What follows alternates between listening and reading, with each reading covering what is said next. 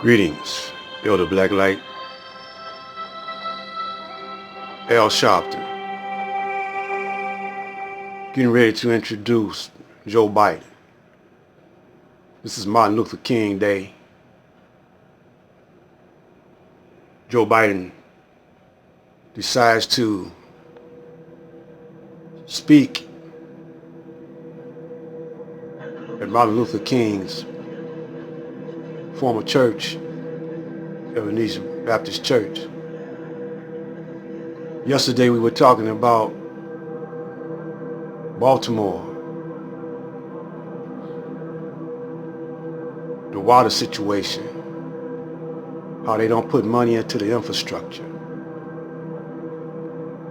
These brothers like Al Sharpton, you could throw Tahaka Bay up in there, they living good because they hustling the people. It's so easy to trick our people. First thing, why would you want to be president of a snake pit? Why would you want to try to mingle in a corrupt system?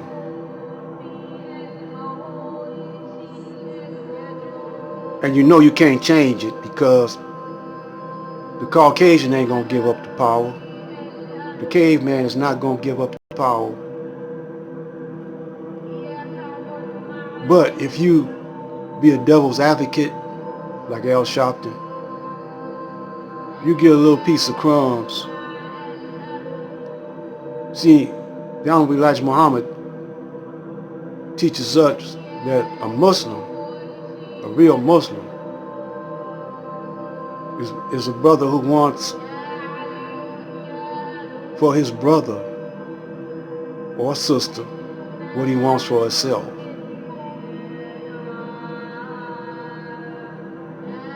As one that was a co-pilot with then President Obama on many of the interests of civil and human rights. So much so that I remember being at the table when we dealt with issues of gun violence and reform in the criminal justice system. I sat next to him when President Obama announced the task force on policing. I was sitting with Vice President Biden. Then a couple of years later, when he had gone into private life, he came as a guest speaker here in 2019 and sat there with me and Michael Bloomberg and Martin Luther King III. And Martin and I were in the back with him as we just was this morning. And I don't know if he remembers this, but he looked at us, this was January 2019, and he said, you know, I'm thinking about running again for president. I'm so outraged at the level of hate and division in this country. And the stuff that's going on with people that are openly biased. We need to turn this country around. What do you think? And I said, we need to turn the country around. It's going to be your choice to run. And Martin and I were kind of encouraging him, but we didn't know. A couple of months later, he made up his mind. He ran because people were going back to the bias and bigotry that he and others stood for on the critical issues and had our best, our backs and our best. President Joe Biden.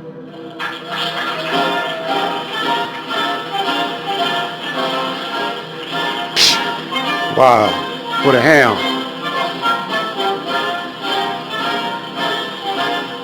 Man, let's freeze it. I'm not going to listen to his nonsense. But I just wanted to point out to you about those brothers, so-called brothers, that they're sold out, in my opinion. This is just my opinion. Some of y'all so patriotic that y'all blinded. Y'all can't really see how this country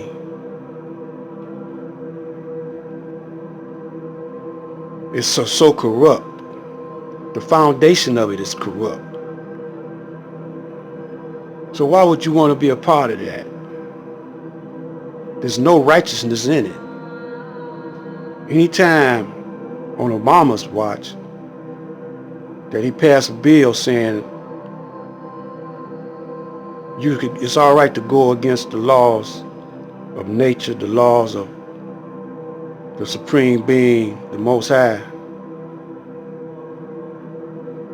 by making it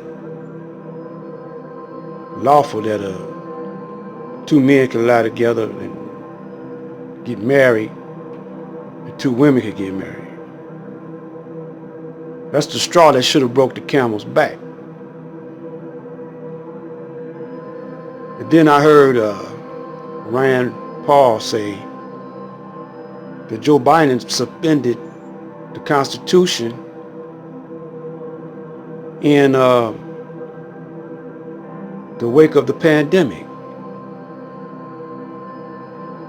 And ever since then, things have been going downhill. Which brings me to this. Baba TV, this is the right statement. We need a leader, not in love with money, but in love with justice. Not in love with publicity, but in love with humanity. This is where we're headed. One world government. Remember the King Alpha plan? The concentration camps?